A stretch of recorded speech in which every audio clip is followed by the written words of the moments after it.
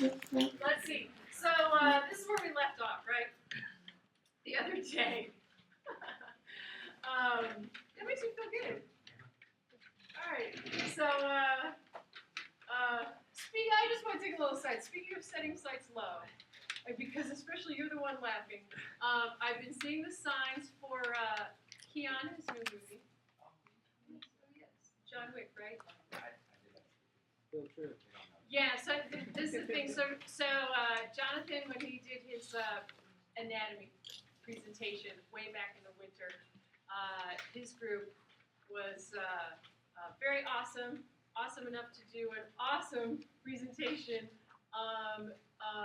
based on like Dumber and Dumber. No, it wasn't Dumber and Dumber. It was Bill and Ted's Great Adventure. That's what it was, Dumber and Dumber. Bill and Ted's Great Adventure. And so we had a big, because our class had that running joke about Keanu Reeves. Yeah. Right? For some reason. I think he did. Yeah. He and his like buddy totally instigated the Keanu Reeves like the entire semester. It was just like picking on Keanu Reeves. Yeah, you like Keanu Reeves. Like I mean, as a, like you always make references to his movies. I like The Matrix. Yeah. I like The Matrix, especially the first one. But what happened? What happened? Is it just want to be like?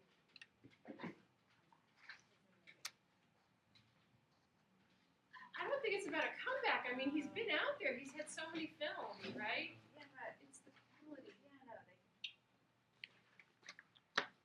He's a very flat actor too. He's a very outspoken class. Huh? This conversation would last for like 20 minutes. Oh yeah, your class was nuts. Yeah, your class actually was nuts. So they were a crazy class. Most of the people here were in spring with you. You guys were nuts. We had your group, and then we had the group in the back. You did the news presentation. They did the next stage. It was awesome. It was an awesome class. You guys did like amazing stuff. You guys were insane. I think you have to be insane to do winter. Yeah. You know, that's the thing. All right, so anyway, I don't know what triggered that thing. Oh, setting sights low. My goal is to get to slide 36 by the end of today, and we're at 28, right? Right? We're now on that. That is like low. We are actually on the next one. Yeah. Right. We're actually on this is where we left off, so that's even worse, right? So setting sights low, I don't know, that triggered Keanu Reeves in my head. That's sad, man. New movie. I watched the trailer the other day because I kept seeing the posters and thinking about your class, right? And thinking about Keanu Reeves, like subsequent movies after The Matrix, which was so awesome, and then a little bit like downhill. And I watched the trailer and I was like, the trailers were not exciting to me. John Wick, right? I don't know. Has anybody else seen the trailer? You can't judge the book cover. You have to go. You know. You like it. No, it's not that I like Keanu. It's just that I like The Matrix. Oh, well, you can't. You gotta let that go. Fuck it. I know. See, right. You're right. I do. I have to let that go. I gotta let that go. And like, right. Try, start over. I do. It's true. It's true. I gotta give him a fresh start, right? A fresh start. It's true. It's true. That's a good attitude. Fresh start for Keanu Reeves. Woo! Awesome. Fresh start. I like it. I'll give him a fresh start. There's a lot of shooting in this. Like just point blank, you know, like close range. Looks like in the scenes, like. You don't write very good, but like, okay, well, add more shooting. Meanwhile, I'm getting through. I know we're now just like babbling, but I'm getting through. Huh? We're only in slide 34. Yeah. See, super low. But I just finished season 4 of Breaking Bad. Oh, wow. Speaking of writing, man. What you watch Game of Thrones? Huh? You start watching. I know Game of Thrones is next. Oh yeah, I'm totally looking forward to it. All right, so like seriously, but Breaking Bad season 4, that was awesome. That was super awesome. What is this? No, wait, stop. Wait, I forgot to turn this off. All right, sorry. See, what a disaster day. No, it's not a disaster day. It's just, it's a distraction day because of our little fire. So, okay. But anyway, we talked about this the other day. right? Cardiac output. And I think it's worth just like, right, to get ourselves back in the day, just looking at this because this particular mathematical equation is going to be, for us, so much more than like just a mathematical equation. We're going to keep talking about this and talking about this. And what we're going to go through next is going to be, okay, if cardiac output, right, is dependent upon these two items, heart rate and stroke volume, which we know what those are, right? If we change one or both of those items, obviously we're going to change cardiac output, right? And cardiac output in turn, I mean, that's all about supplying the rest of the body with blood, especially that brain. Right? Oh man, speaking of breaking. All right. Wow, let's see. So, let's talk about influencing heart rate first. Super, I hope, obvious by now, should be controlling heart rate using autonomic nervous system, right? I mean, we should know that already. So we're going to make it really obvious, right? Really obvious. Using a graph, because our book really loves graphs to show things. So we've got time, and we've got voltage over there, and here we have something that we should recognize, some pacemaker potentials from that SA node, right? This shape should look familiar. Good? From the other day. All right, so if this green line represents a pacemaker potential generated at the SA node at rest, right? So we've got some parasympathetic input coming in, some sympathetic input coming in, and we're just kind of hanging out, right? We're not necessarily heavily digesting and resting and all that. We're not necessarily threatened, right, by anything. We're just kind of hanging out. Let's say this is going to be, that green line is representing that situation. And then we've got, let's see, they're giving us B, which is the yellow line, representing, that's how it would look. Again, remember, we're over time, over here, that's representing sympathetic stimulation, right? So suddenly, oh, we're threatened by something, or oh, we get nervous about something, right? And if time is squished this way, right, from this line to this line, what does that mean? Like, what is the rate, the firing rate? Faster, right? Because this is the shorter time. Make sense? So that's how we read this particular graph. And then purple line is representing more parasympathetic stimulation. So now we're calmed down, we just ate, we're relaxing, right? And parasympathetic system kicks in, and because now we've shifted that whole curve this way, these potentials are being generated more slowly, right? Right? Sort of later, and then we have fewer per minute. Make sense? Mm-hmm. So that's how we read all of that. Let's see. All right, so that's good. Here we have focusing on really sympathetic stimulation. Here we've got SA node, right, controlling that heart rate. And they're telling us in this flow chart, we definitely, definitely from this chapter through to the end. Flow charts in this book, we've already seen some flow charts every once in a while. But from here on in, we're going to see so many flow charts. It's insane. So we're going to really get used to using flow charts in this book. So we've got SA node controlling heart rate down here.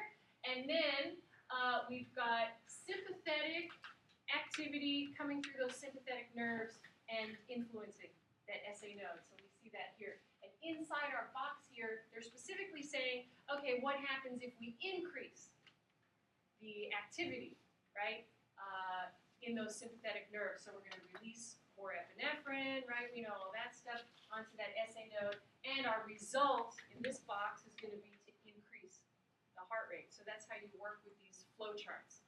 Good?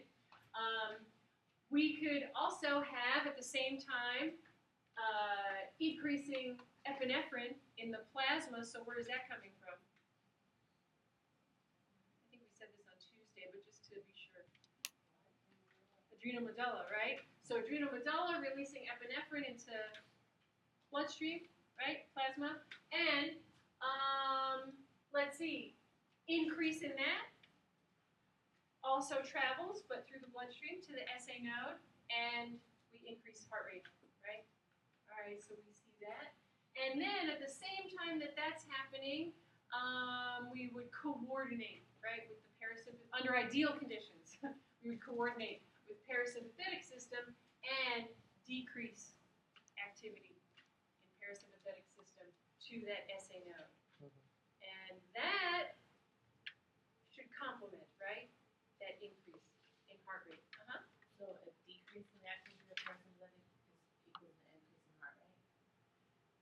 It's kind of yes. The thing is, these two systems, of course, they both exist and they both work together. So, when you're having a decrease in parasympathetic activity, you're sometimes having this, right? This increase. Maybe not all the times. Maybe you're totally, let's see, decrease. So you're totally, well, no, I don't want to say that. Boy, how do I want to say it? Let's say it this way. If we decrease parasympathetic activity, right? So let's say in that case we would be done with heavy-duty digestion. Let's say that, right? Let's also, for the moment, take this away. So let's say we're done with heavy-duty digestion, right? Yet we're not threatened by anything or nervous about anything or right, in a sympathetic state. In that case, where are we really? Huh? Sleeping? Food-induced coma, right? we're kind of in that situation where we started, right? Where we're at rest, right? So in that case, we're not necessarily going to end up with an actual increase. Does that make sense? In heart rate, we're actually going to just kind of hang out at rest, right? Whatever that is for you. Make sense? But here we're looking at both working kind of simultaneously a little bit more actively. Good? All right, so that's why I don't want to say, oh, when you decrease activity for parasympathetic, you automatically get an increase in heart rate, right? It's more like, well, if we're not in a sympathetic state, we're just going to be regular, normal, at rest, right? All right. So, all right, let's see. Oh, oh no. This particular graph it looks innocent enough, except for all the words. I know there are a lot of words on there. But the graph itself seems, it doesn't seem like a big deal when you first glance at it. There's only one line, right? And the line just kind of goes sort of like upward. It doesn't seem terribly complicated. We've seen worse stuff than that as far as graphs are concerned. But the reason I have my little reaction is because this particular graph is actually showing us a very, very, very important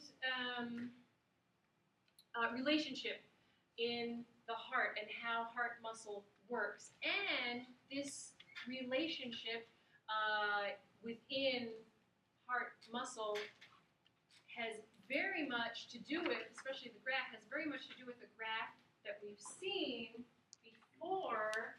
Let me see if I did a reminder slide. Oh yeah. Remember that one? For skeletal muscle. And we spent, a good chunk of time on this one so that we could be sure to understand this one. So let's review this one first, and then I'm going to hop back to the other one. So we remember from this one, which was focusing on skeletal muscle, we remember that we had muscle length on the bottom, and we picked 100% to be the length of the muscle that was basically the ideal length for that muscle to sort of start off generating its maximum capability of tension. Good. And if we went to a shorter length and then we were going to start generating some tension, we couldn't from there generate our maximum capability. And the same for going longer, like stretching out the muscle. If we go longer than that ideal length, right, we kind of stretch out, and then we start generating tension, well, we can't really generate our maximum tension. The place where we can generate our best maximum tension is this length, whatever length that is for that muscle, right? And we put that at 100%. Okay? So that's basically, especially this green line, what that was showing, right? Okay, so we remember that. Let's go back to this other one. Let's see. All right, so here, now we'll switch back to cardiac muscle specifically. We've got a relationship called the Frank-Starling relationship, or you could say Frank-Starling mechanism. Frank-Starling mechanism. And it's named after the two doctor scientists who kind of worked it out. And let's see, basically, let's look at what's on the graph first, right? And then we can figure out how does this really tie in to that previous graph. So what we've got on this x-axis looks like it says ventricular and diastolic volume. We know what that is, right? Oh, so let's remember, what was that? Volume in the ventricle, right? At the end of diastole, right, which is that relaxed state, right? After we've filled the ventricles. At the end of that moment, we've got a volume of blood in there, right? Which we can measure, and I guess we could plot that on a graph. Good? And they're giving us milliliters. Okay, great. And then over on the y-axis, we've got stroke volume, which we know what stroke volume is. Let's review. Oops, that was in our mathematical equation, right? That was going to be super important. Anyway, so what is stroke volume? To be sure we review. Diastole minus systolic. Okay, good. So end diastolic minus systolic, right? And then you end up with some number that we ejected, right, from the ventricle. All right, great. So we've got that, and they're giving us milliliters over on the y-axis. Okay, and let's see what they've graphed on this green line here. And let's focus on these 2 points that they're giving us. They're saying, okay, let's look at this point here. They're saying when this, right, ventricular and diastolic volume, it happens to be, I don't know, maybe that's about 140, right? Doesn't really matter in the details. But, all right, this is the volume, right, at the end of filling. When the heart is in that moment, right, it is capable of ejecting this much volume, right? Ejecting this much volume. I don't know, whatever 70-ish, right? 70-ish milliliters. So far, so good? All right, let's compare that to what would happen. Let's move up to this point, right? What would happen if we increased this ventricular and diastolic volume to, I don't know, let's say this is about 205, doesn't matter, right? Whatever. Well, what have we done? We've increased that volume, right, at the end of filling. We've filled the ventricles with more, right, with more blood in this moment than we did at this moment. No big deal. Okay. For whatever reason, we're not going to talk about that yet. Good? We filled it more. When the heart is in this situation, where we have filled it more, the heart is capable of ejecting, I don't know, let's say this is about 110, right? It's capable of ejecting this much more of the blood. That's probably a good thing. If we've filled it more, it would be smart to be inherently able to eject more. Does that make sense? Right? So this is how cardiac muscle is actually built. It's built to respond to basically longer lengths, to inherently respond to a longer length, right? So that if you fill the ventricle more, right, with more blood volume, the cardiac muscle cells are stretched, right? They're longer.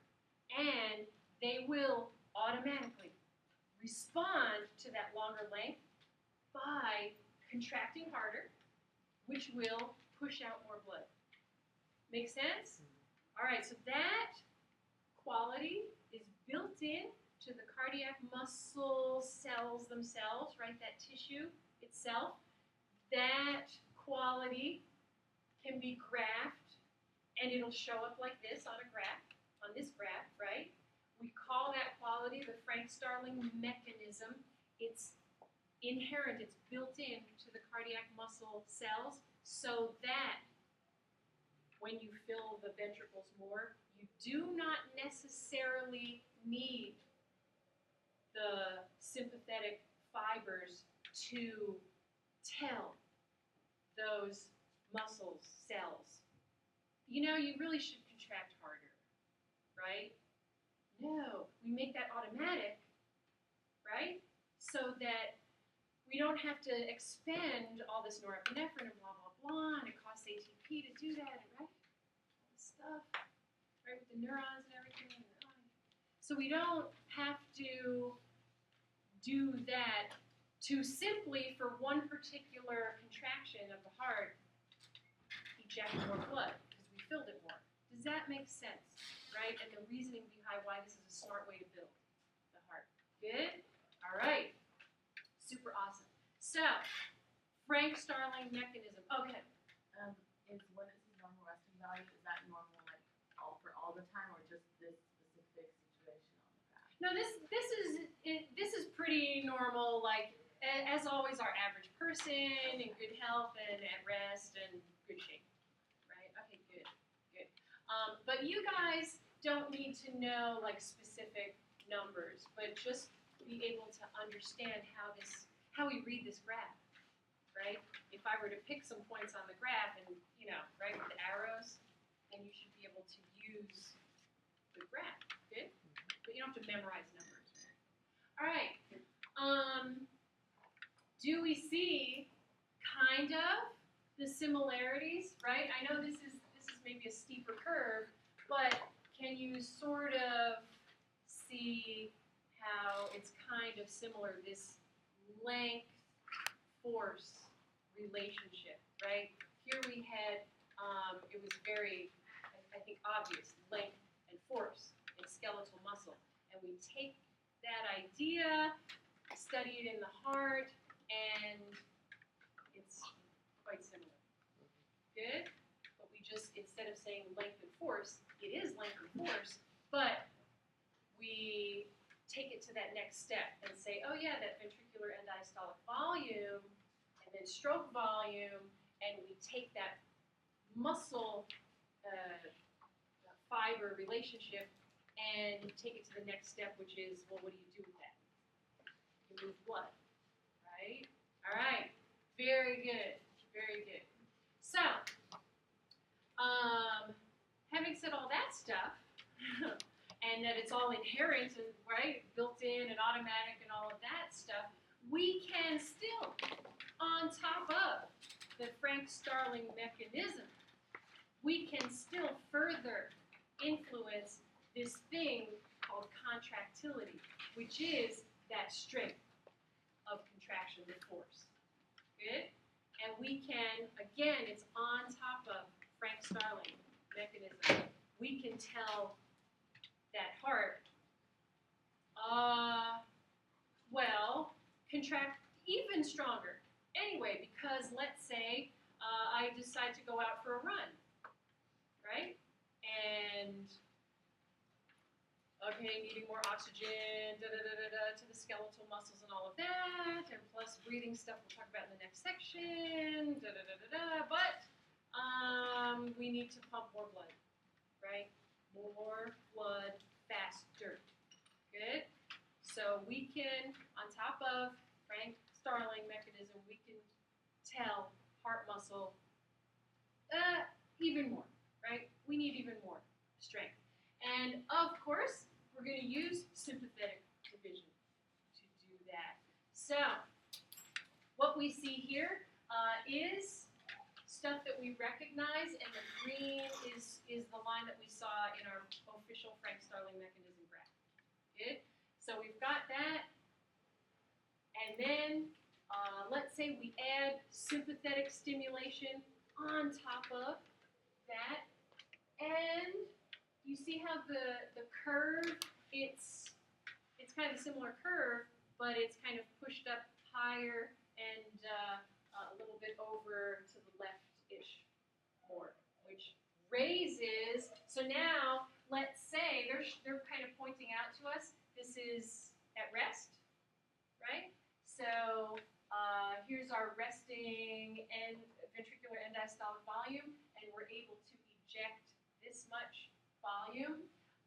If we're still at rest, and for some reason we add on top of that sympathetic stimulation, like we're sitting here and everything's good, and then suddenly,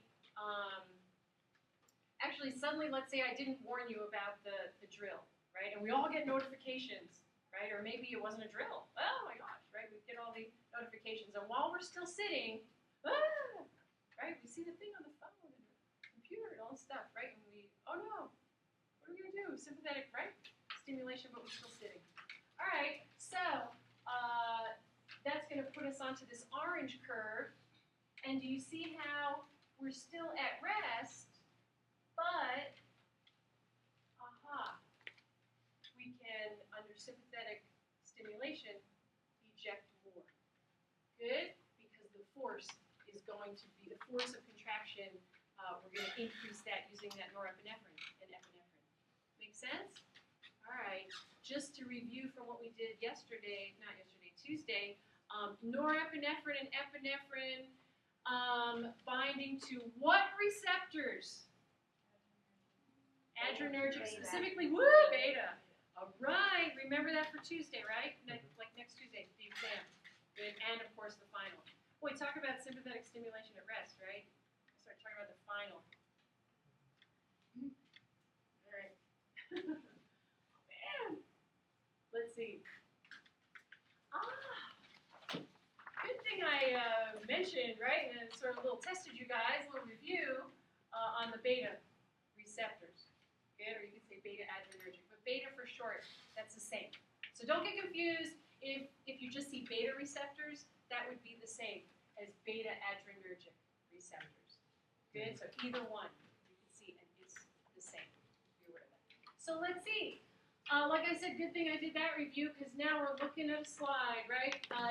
All this stuff should look completely familiar, right? We should be, at this point, very comfortable, I hope, with all of this, right?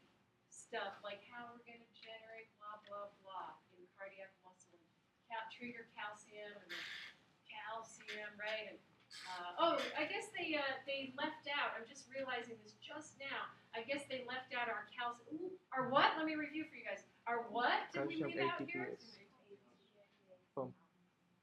Right. Or is that what this is supposed to be? Is that what this is supposed to be? Maybe that was what this is supposed to be, but they changed it. No, this is a closed channel. Okay, so yeah, they took away our calcium ATPase pump, and also we should, I guess, maybe that's what, they're showing us a detail on that. All right, calcium ATPase pump, so that's what this is. Looks like. Yeah, okay, good. So they just have it different, right? But we know, that was a good review, because they left that out. All right, anyway, we know all that stuff. We know, let's see, let's do another review question. That would be good for this slide. Let's see, I mean, here we see that all that cross-bridge stuff would be the same. Let's see, is there troponin here in heart muscle? Good, okay, that's good. Very good. So, let's focus here, because this is really the new part of the slide, isn't it? Showing us some detail on a beta receptor that's embedded in that plasma membrane. So here we're seeing, they're just showing us, nice, right? A binding site Great. And they're showing us here's the representation of the shape of norepinephrine and the shape of epinephrine. The important part of those shapes is the part that fits the binding site for the receptor, and I think they made it really obvious, right? That either one can fit into the beta receptor. And then we'll have a little sequence. Do not worry about the details, right, of these little proteins that are going to, we'll just know the concept that these little proteins are going to allow this beta receptor, when it's activated by binding with norepinephrine and or epinephrine, right, to tell this protein here to start this whole entire process inside the cell. Good? All right, so this is how we trigger kind of the beginning of things. Good? To speed stuff up, make things stronger, both of those things together, depending on where we are. Good? All right, not bad. Yeah, oh yeah, I guess that's the other thing they left out, like the sodium and potassium channels. Yeah, yeah. I'm just noticing that, like, seriously, like right now, that they left out stuff. But that's all right. They really want us to focus on, like, what's happening, what's triggering all the stuff that we already know anyway. Good? All right, so we could compare this slide with our, our original slide and see, like, all right, they just tried to simplify. That's all right. Okay, so, I guess the other thing they added in, but we said this already, but just let's for sure know, right? Let's for sure say it again, that the whole result of all of this, right? The result of this is to increase that force, right, of contraction, and velocity is speed, right? So especially if we were in the SA node, that would translate into heart rate, right? If we were in ventricular tissue, of course, force and speed of the actual contraction. So the actual contraction is also faster. Make sense? All right. All right. It's not bad. Let's see. So here is a summary of, like, overall autonomic influences. This should be kind of like your summary review kind of a thing. I don't think this should be confusing to anybody. I think this is a pretty straightforward slide. But basically, sympathetic over here, parasympathetic over here. There's our little just in case you forgot, right? Norepinephrine and beta. But we're like experts now, right? We got that. And parasympathetic, just in case you forgot, right? From our scary slide. Acetylcholine and muscarinic, well, we got that, right? We're totally good with that. And then we've got our locations, right? Our locations here and what happens in each situation. All right, so that's pretty good. That's just a summary of stuff we should already know. And then, woo! Oh my goodness, here in flowchart form, we've got a huge summary of all sorts of things. Right, so let's see, whenever you see a flow chart and it looks crazy, like you're going to have your moment of like freak out, but just take a deep breath and just follow the arrows, right? And in our book, they always tell you where to begin, right?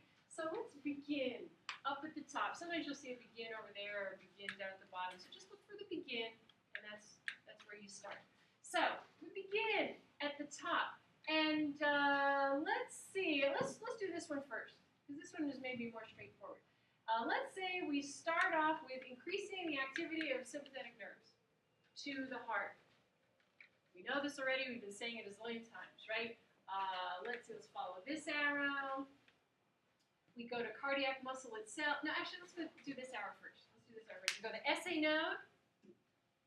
We know pacemaker, increased heart rate. Super awesome. Now we'll follow this arrow. We go to cardiac muscle. Let's say even more specifically ventricular, right, muscle, and we know we increase that contractility, and that's going to increase stroke volume. Good. Heart rate and stroke volume should sound incredibly familiar, right? those two things, if you multiply, right, mathematically, you multiply those two things, what do you get? Your cardiac output. And here's the reminder of that mathematical equation, right? So, super important, this one.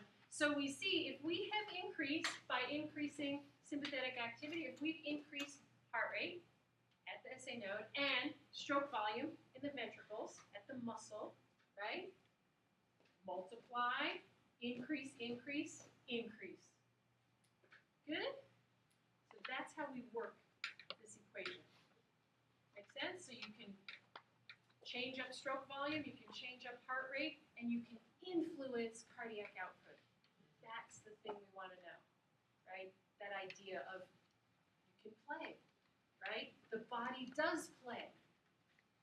It automatically plays when you suddenly get up and start exercising, right? Or you suddenly do this other thing, or you suddenly take some medication, right? Or the doctor gives you some medication, right? You play with one thing or another thing. All right, so let's see. Plasma epinephrine will do the same thing, right? So you just follow the arrows. Same. Let's see. We already talked about this, decreasing activity of parasympathetic. We're going to go to SA node. Kind of like we said, right? If we're going to take away sympathetic, we would just come to normal, right? But if we're working together, that's going to contribute. Complement sympathetic system, and we'll get that increase in heart rate and come down to cardiac output. Let's remember, why do we not have an arrow coming from here, parasympathetic, all the way over to here, cardiac muscle? Why? Huh? Right, so why doesn't parasympathetic influence directly cardiac muscle? We have a slide that we've got to remember for Tuesday. Let's see. Let's see. I'll pull it up because this is super important. I want you guys to see it. For sure. For Tuesday and the final. The one with the muscarinic receptor. Oh my gosh, it's that one. Yes. Remember that one? And remember I pointed out, muscarinic receptors for acetylcholine on the atria, and we have SA node, right? In that right atrium. Aha! But no muscarinic receptors on the ventricles, right? Of course. But we have beta receptors on both of those, right? Okay, so there's our reason why parasympathetic cannot get to ventricles and therefore cannot get to stroke volume. Do you see it? Do you see it? Parasympathetic can only get to SA node. All right, let's see. Let's go back.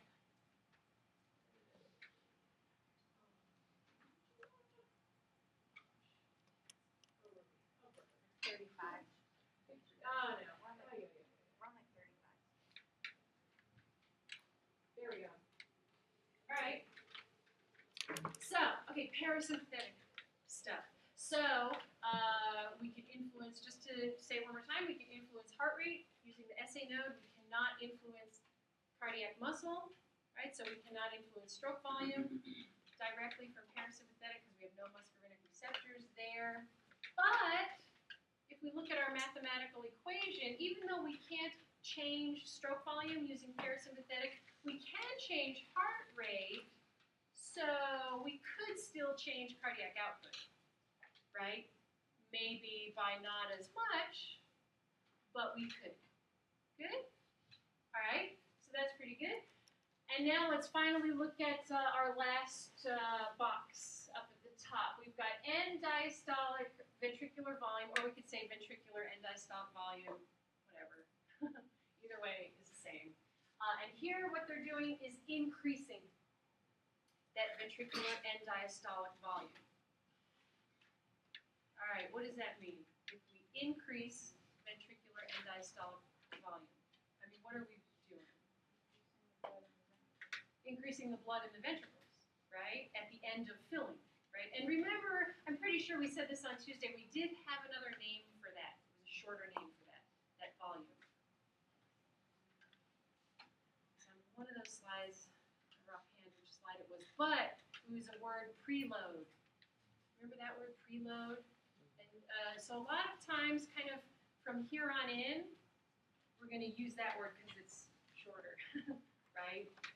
So preload is our other word for ventricular end diastolic volume, how much volume we have at the end of filling. So, I don't know, what do you think of that word preload? Let's think of that word, preload. I mean, it's this load, right, of fluid before you eject it, right? All right, so that's where the word preload comes from. It's just a nice, easy way of saying blah, blah, blah, blah. So, if we're going to increase preload, right, or increase that volume at the end of filling, well, we'll see. We'll see as we go along the next several chapters, actually, like different situations where we would do that, increase that preload.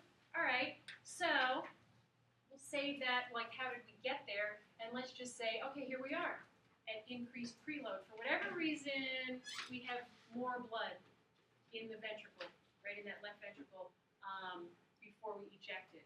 All right, so for whatever reason that is, if that's the situation we're in, we know because of the Frank-Starling mechanism, right, we've got longer cardiac muscle fibers, and they will automatically, separate from autonomic nervous system, they will automatically kick in and push that extra load, that extra preload out of the heart. Good? That's our stroke volume, increasing our stroke volume. Good. And we can change cardiac output. Make sense? So, increasing that preload, we can increase stroke volume. I don't know, we're not directly going to do anything with heart rate, but that will still change our cardiac output. Make sense? Good? All right. So, this slide, right? I put 6, I know it got cut off up there, but I put 6 asterisks up here at the top. Right? Just sear this one into your head, right? And not only memorize, of course anybody can do that, right? Not only memorize, but really be sure that you've got a complete and thorough, super awesome understanding of why, right? Why we can go from here to here. Why we can go from there to here, right? All go from, follow the arrows. Why? Good? And to get to the whys, go back to previous slides, right? If you've forgotten one, like, oh man, I forgot this one, go back to Frank-Starling, right? That slide. Good? All right, because this, not only super important for Tuesday, it's super important for the entire rest of the chapter. So the ideas behind this are going to show up in the following 2 exams. And this stuff is definitely going to show up in the next 2 chapters, respiratory and renal. Oh, especially renal. It's going to be huge. It's going to come back and bite us. Oh, goodness, renal. So, you definitely want to get this now, because once we hit renal, oh brother, we have so much more to do. And if you've got this already, good. Whew, at least that's one thing, right? All right, and then of course, fine. That's it. But I gotta say it, because it's the final. All right, super awesome. Let's see. See, I set my sights so low. We finished that in like less than 45 minutes, like my goal, right, for today. So, let's set ourselves up for the next section, right? You know me, whenever I get a chance, I like to get ahead so that we don't get behind, right? So let's set ourselves up and then we'll take a little break, right? So, for Tuesday, the exam, 10 questions, 10 minutes, is on basically slides 1 through, that was 36, right? Yeah, this is 37. So it's basically all the slides, including this one, which is number 36. Good. So that's the exam on Tuesday. Hard stuff. Very good. Very good. So, let's see. We'll just set ourselves up and we'll take a little break. The next section, now starting with slides 37, is vascular stuff. And here's our anatomy review of blood vessels. So just be sure that you remember the histology, especially of arteries, arteries, veins, and definitely capillaries, right? All the layers in there. So be sure you've got that. And be sure you read through this table, which lists functions of endothelial cells. And let's definitely remember, what is an endothelial cell? Like, just throw out anything that you know about an endothelial cell. A couple of things we can say from anatomy, if we remember any. Let's see. What type of cell? Like, is it squamous, cuboidal, or columnar? Let's start with that. Super basic. Okay, let's backtrack from there. Somebody's laughing. Let's see. Where are endothelial cells? Let's do that first. On the inside, woo! On the inside of blood vessels. That was such a good guess. Is it there? Oh yeah. Physical lining of blood. What? Where is it? Oh yeah, blood vessels. All right. I mean, also, like, line the chambers of the heart, but like, since we're shifting our discussion to blood vessels, like, we're going to focus, right, on blood vessels. So we line blood vessels with endothelial cells. All right, they're tubes, right? The blood vessels. So which would be the best choice of cell type? Squamous, cuboidal, or columnar? Squamous. Right, squamous, right? We want the flat ones because they take up less room, right? That's the first thing. And the second thing is eventually, especially when we get down to capillaries, we're going to want to allow oxygen and carbon dioxide and nutrients to flow through. So, squash cells, that's the smart choice. Okay, so that's endothelial cells. What else? Let's see. I don't know, anything else from anatomy? Well, maybe the other stuff will come up, right? We'll see. But anyway, we've got our list of things that these endothelial cells are responsible for. So some of this stuff is from anatomy, right? We line vessels, we exchange easily oxygen, carbon dioxide, and nutrients. Here's something, secreting paracrine agents. We're going to talk about that when we, wait, when are we going to talk about it? Oh yeah, we're going to talk about this when we do the blood section. So that's the third big section of this chapter. Good? So we'll know that, but we'll a little bit set it aside. A little bit. All right, so we got that. Well, at that time, I think at that time we'll talk a little bit about growing capillaries. And let's see.